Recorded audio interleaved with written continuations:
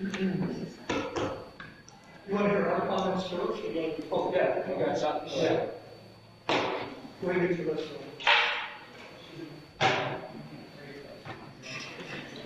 Probably.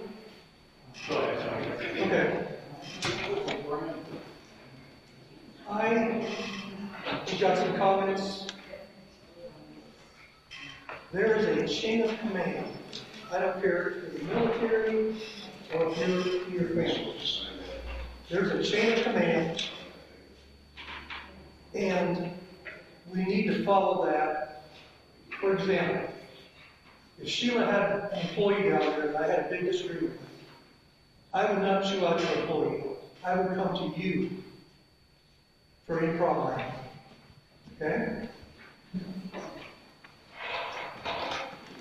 We've had a very sad thing happen this week, and we've lost probably the best EMA in the state.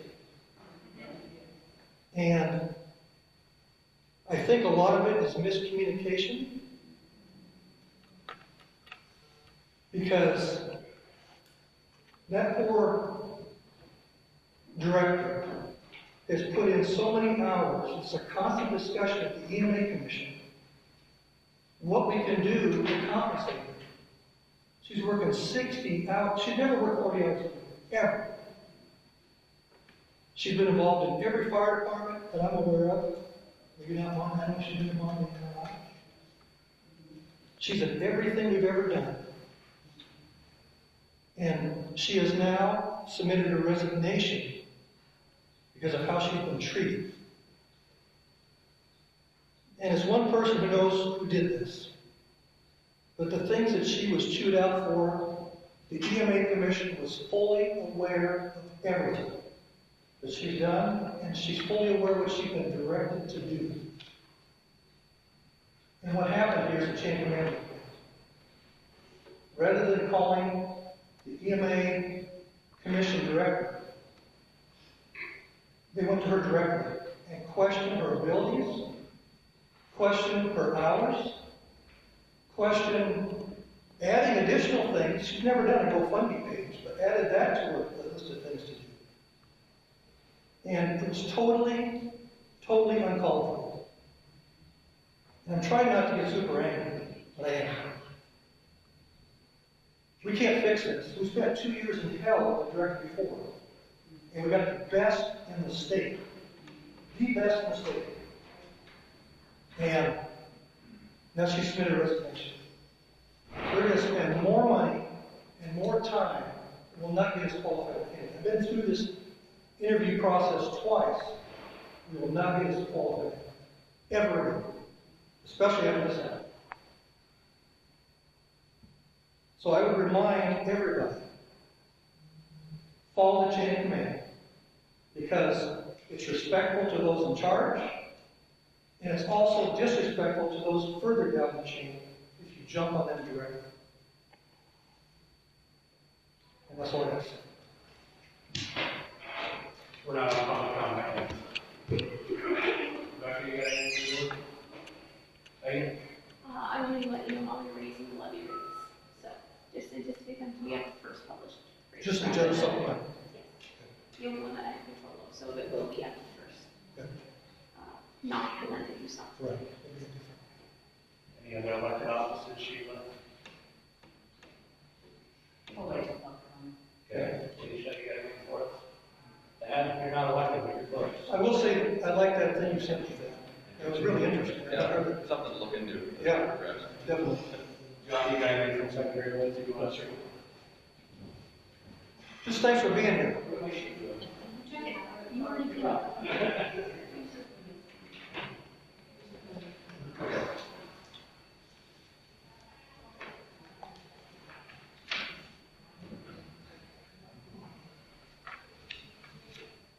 There are a lot of races. All right, the board will now allow up to 30 minutes for comments from the public. The board will call speakers in the order in which they have signed up on the form provided. Each speaker is limited to no more than 3 minutes for speaking and must first state his or her name for the record. Comments should be directed to the board as a whole and should refrain from personal attacks or from addressing individual employees employees, or citizens. Comments should also be limited to one topic. Detailed information about the public comment policy is available upon request. First, I have on here Sheila. I just want to address the situation that happened today. I know I worked on other departments' budgets and helped them. I have knowledge that since 2019, budgets of a certain department's budget has increased 59%. My budget has not. My salary has not. My budget was questioned at a public hearing and about the number of people I have in my office, and I did the research. And it is justifiable because it's been that way since the 80s in our department. I did have a driver's exam there when I started here, and I let that person go in 2016 to cut my budget. And I have two people that do drive exams, and they didn't get a salary increase. We took on added duties. They did not get a salary increase. I did not get a salary increase for taking on that extra. I do a lot of extra work that the general public does not see, and you as board members do not see because you don't come to my office and ask. So I'm here to say that I'm disappointed, amongst some other things that Thank you. Michelle. First of all, I just wanted to comment on the EMA director. That's unfortunate. That's the first I've heard about that, and it's unfortunate that something went on in the county that we lost somebody really good for something, maybe miscommunication, and so that's too bad. On the budget, I just want to thank you, first of all, for the work that you put in for the budget. I know that the budget is hard, the time of year is hard, salaries is hard, there's always lots of feelings on there. And so appreciate that you're looked at cutting over $1 million. I think it's also unfortunate that it's late in the game that you're now having somebody come in and say this is what was done last year. It's too bad, and maybe you need to look at what you do year to year, so it didn't come up right at the end.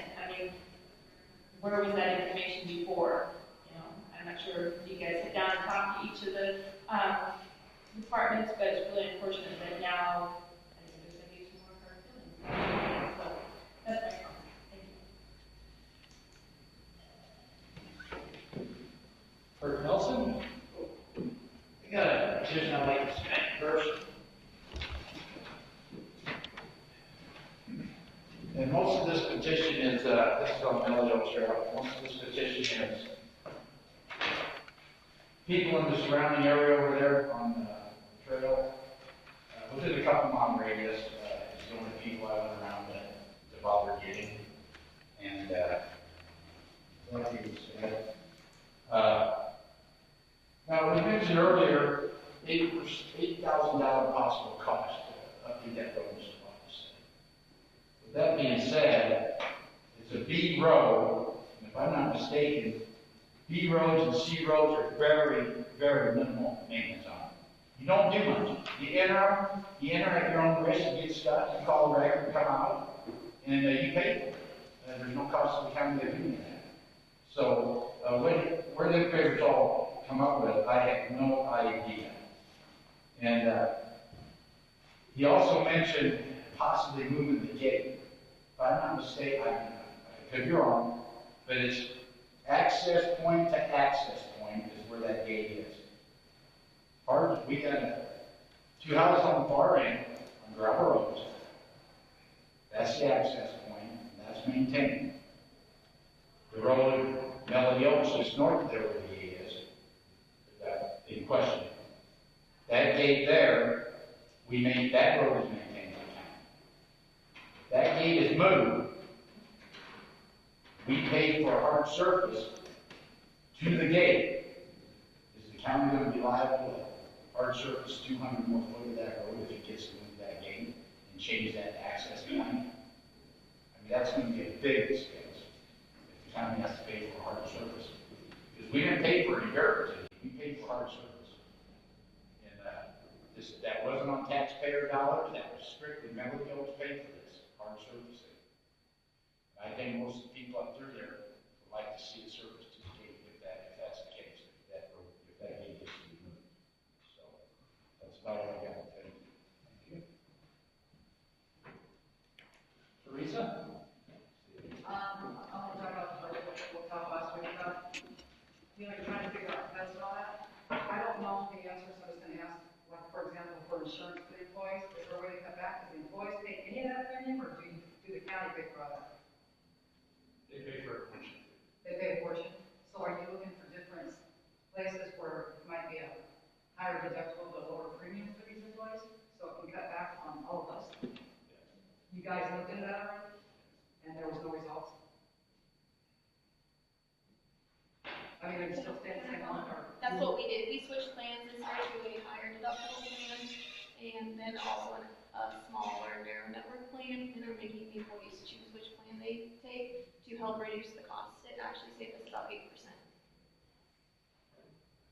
So as far as the plan, like when I worked, I had to pay a portion every payday. We So you do guys that. pay, like 50% of it, I mean, what is the percentage?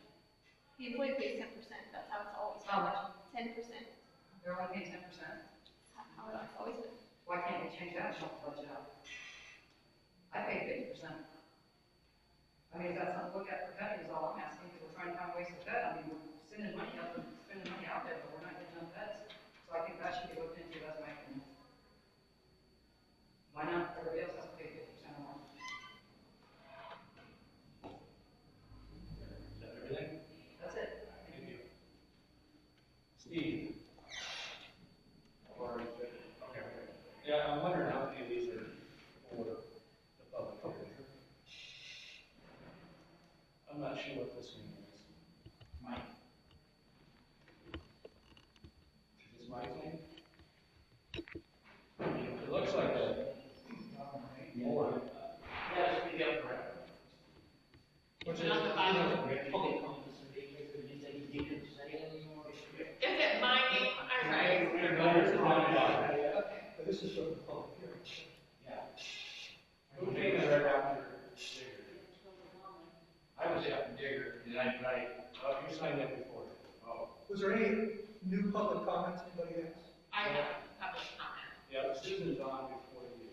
Okay, perfect. You ready for me? Well, hang on. Robert Brownback? Do you have any more for us? Can I speak?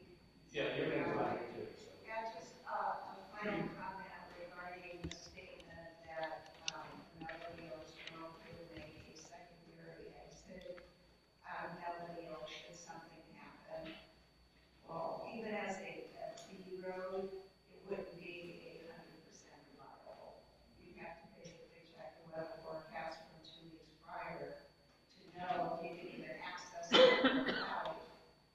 Otherwise, they ended up a lot of cars getting stuck in the mud if they did need to evacuate.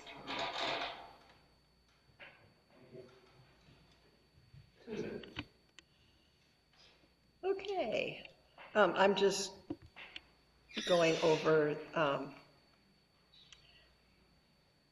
the sheriff's comments about last year when he did propose his $6,000 increase for himself and his deputies, which was an illegal action. He can't ask, he can't change his salary, and that's why you guys did not allow that. But there was never a promise that he would get it this year. There was never a promise. Do you guys, do you have any idea how much the sheriff's salary has increased in the last 5 years? Any guesses? It's $30,000, approximately $30,000. You know, that's quite a bit.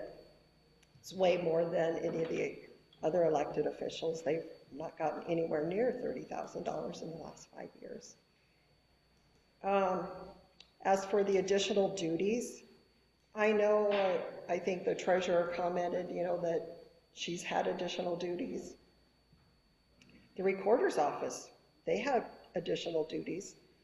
They took over some of the vital records.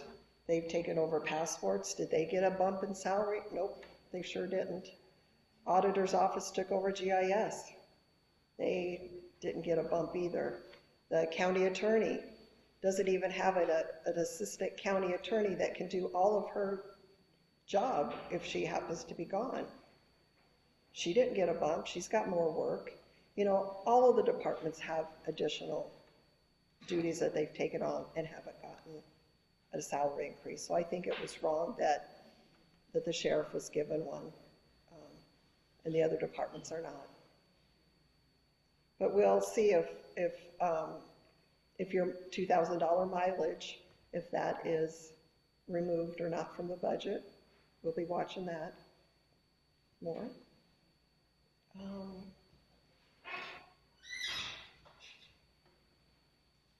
And I think the parking lot money that was taken out of reserves was a much better fit than a salary increase.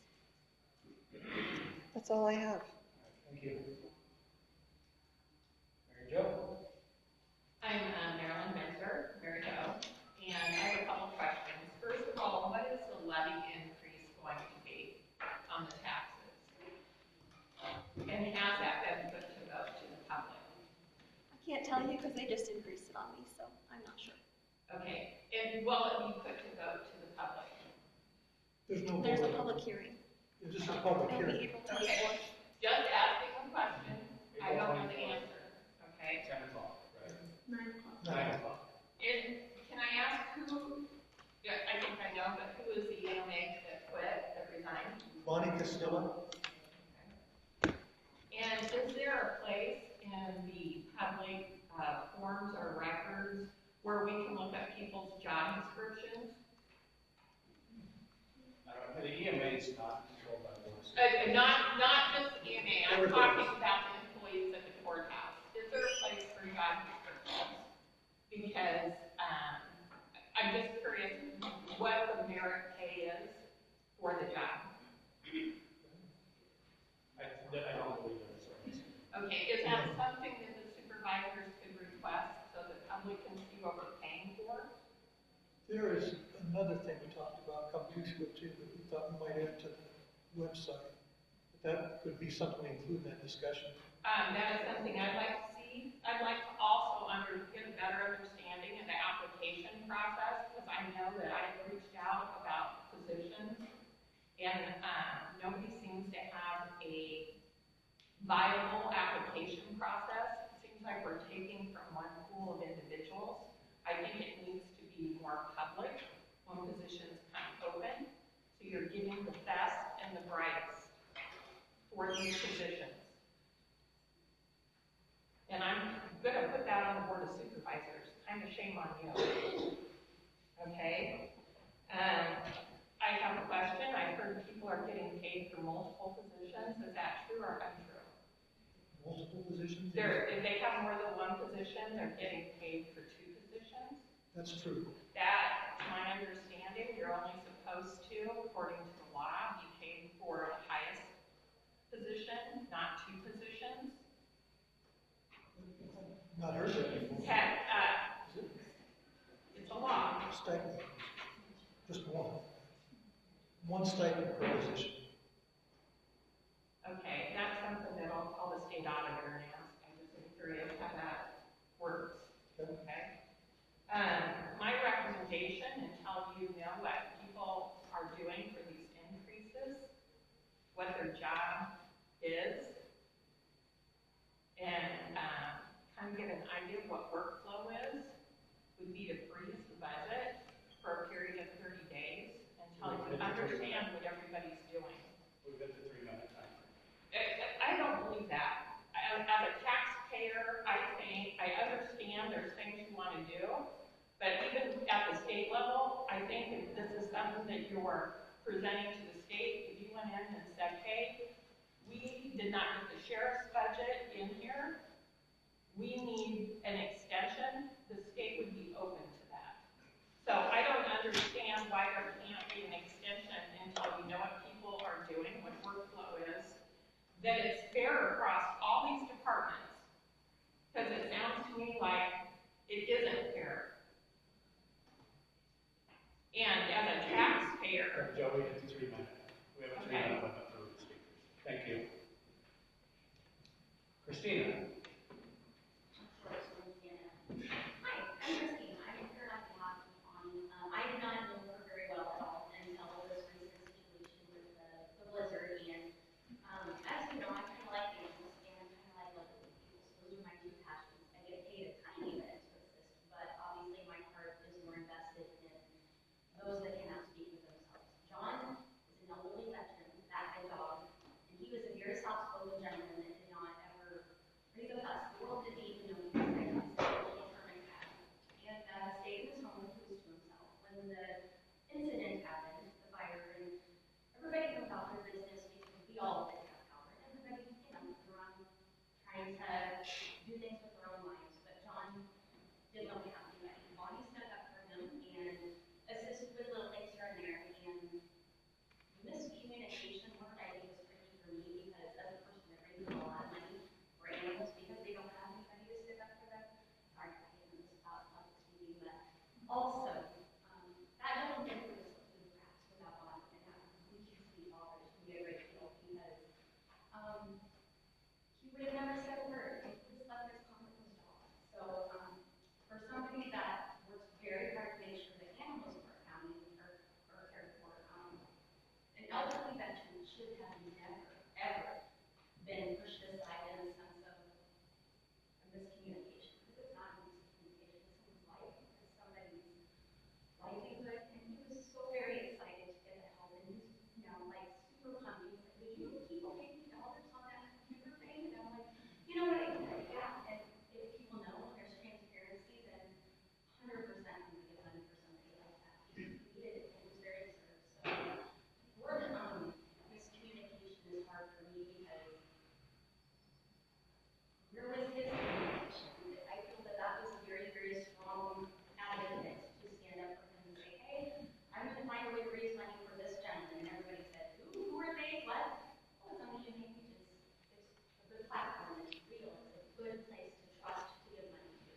And I gave money because I didn't know his name. And to be honest, I didn't know his name. I met her briefly one day, but I'm like, oh, that's a good, secure place to give my money to, so I'm going to do that. And then I said, hey, there's a dog involved. And then I called and got information, and I have her dog so I can go assist and make sure like I do for every fire victim. Because when that dog needs to get a shot to get up to date, because if it goes to a place like a retirement place or whatever, where there's dogs in buildings, of course it's going to need shots, it's going to have all the documentation to make it illegal, and it would be reported to get done before you can get into these places. So then I was invested, very much so. So the fact that Bonnie will no longer be here bothers me a great deal because I have a doer. A doer is not somebody that sits around and waits for change. Christina, we have 3 minutes. Thank you. I just want to say that Bonnie sent me a message on that. She took my credit, she gave you a breakdown instead of putting it in. She did an amazing job, and so does great with the Veterans Affairs. I'm very grateful for them. She did a great job. Thank you. Randy, you got anything? I just basically, speaking as a disabled person, put people up in there and say, road really needs to be open. And, the other thing is, there was an upgrade to close that gate road. I haven't gotten to bring that fire. Thank you. That is everyone.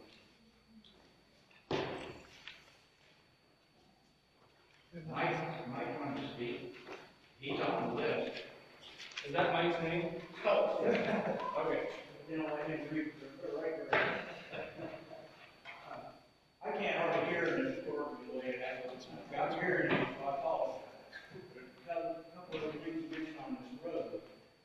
You talk about the expense of keeping it back from a C to a B or B to C, whatever. That road shouldn't have got that bad while it was a level C road.